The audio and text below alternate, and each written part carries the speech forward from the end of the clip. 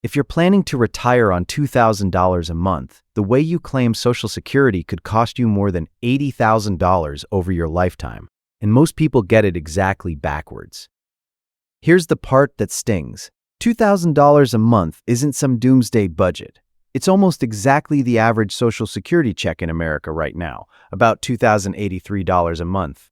So this isn't a hypothetical for you. It's the decision you're actually about to make. And the math is either going to work in your favor or quietly work against you for the rest of your life. So let's be honest about where you stand. If you're somewhere between 55 and 70, you've probably been told you need $1 million to retire, and you've looked at your account and the number doesn't match. You're not alone. The median retirement savings for someone aged 65 to 74 is about $200,000, not $1 million. And 44% of American seniors are already living on $1,000 to $2,000 a month. This is the middle of the country, not the edge of it. But here's the thing that decides whether $2,000 a month is comfortable or terrifying for you. It comes down to one variable, and it is not how much you've saved. It's the gap between what you want to spend and what Social Security already hands you every month.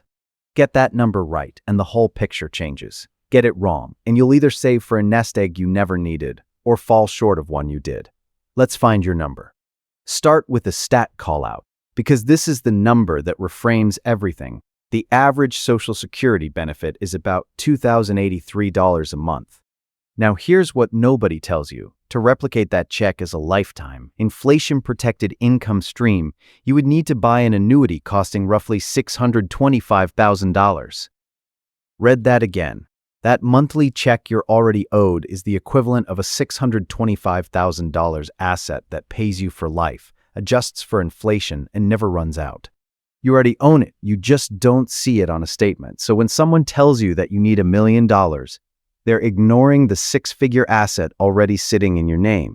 The real question isn't how do you build $600,000 from scratch. It's how much do you actually need on top of the check you already have. And for a lot of you, that answer is going to be a lot smaller than you fear.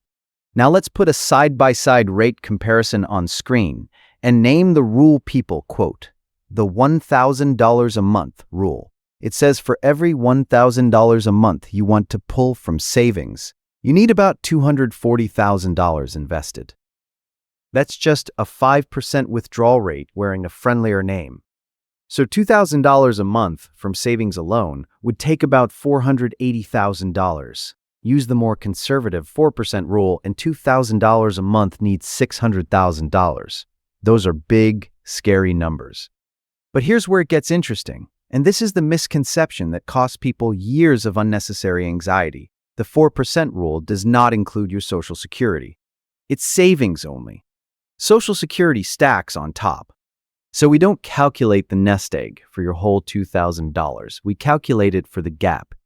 Here's the gap method in 3 steps. 1. Estimate your full retirement age benefit from your My Social Security account. 2. Take your target monthly income and subtract that benefit. That difference is your gap. 3. Multiply the annual gap by 25 for the 4% rule, or by 20 for the 5% rule. Watch what happens with real numbers. You want $2,000 a month, and Social Security pays the average $2,083. Your gap is 0. Your required nest egg is effectively 0. Now say you want $3,000 a month and your check is $2,000.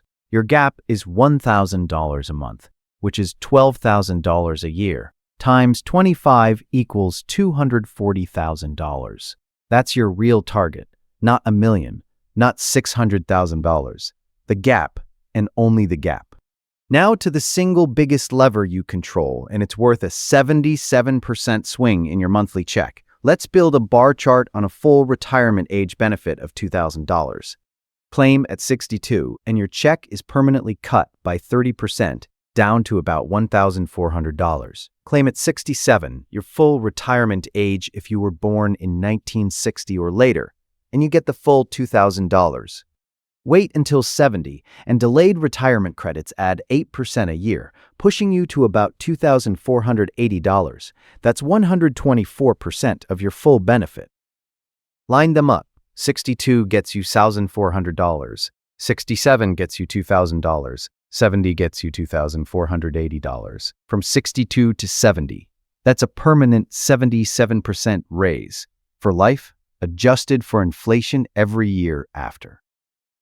And here's the contrarian part. That 8% a year you earn by waiting from 67 to 70 is a guaranteed government-backed increase. No bank, no bond, no safe investment on Earth reliably pays you a risk-free 8%.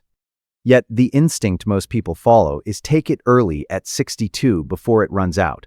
Let's look at whether that instinct actually holds up. This is the chart to put on screen, the one that answers your real question. We're plotting a line chart of cumulative benefits, 3 lines, one for claiming at 62, one for 67, one for 70. Claim at 62 and your line starts early and climbs fast, because you've got a head start of years of checks. The age 70 line starts 8 years later, and way behind, but it climbs steeper because every check is bigger. So the lines cross, and where they cross is the whole decision. The 62 line and the 70 line intersect at about age 80 to 81. Before that age, claiming early is ahead on total dollars collected. After that age, waiting wins, and it keeps winning for every year you live. Now here's the number that matters for you. The average 65-year-old today lives to somewhere between 84 and 87. That's well past the breakeven. Live to the average, and waiting can pull ahead by $80,000 or more over your lifetime. So the take it early instinct isn't wrong for everyone, but it's a bet that you'll die before 81. Make sure that's a bet you actually mean to place. Let's pressure test the number honestly, because $2,000 a month doesn't work everywhere, and pretending otherwise would be dishonest. Put a money flow waterfall on screen. The average household age 65 and up spends about $5,100 a month, and the 65 to 74 group spends about $65,354 a year. That's roughly 2.5 times a $2,000 check. So on paper, $2,000 fails badly. But look at where that money goes. The largest slice, about 36%, is housing, roughly $22,000 a year. That single number is the hinge the entire decision turns on. Because if you own your home outright, you don't spend that 36%. A viewer with no mortgage living on $2,000 in cash effectively has the buying power of about $3,300 a month. That's why the same $2,000 drowns in California and thrives in West Virginia. Now layer in geography with a stat call-out. In the 5 most affordable states, West Virginia, Mississippi, Alabama, Arkansas, and Ohio, the math flips. In West Virginia, a 1-bedroom rents for around $643 a month, against a national median closer to $1,413. In Alabama, a sample budget of about $1,007 rent, $320 groceries, and $200 for Medicare and prescriptions comes to roughly $1,500, leaving you a $500 cushion on $2,000. So $2,000 a month isn't a poverty sentence.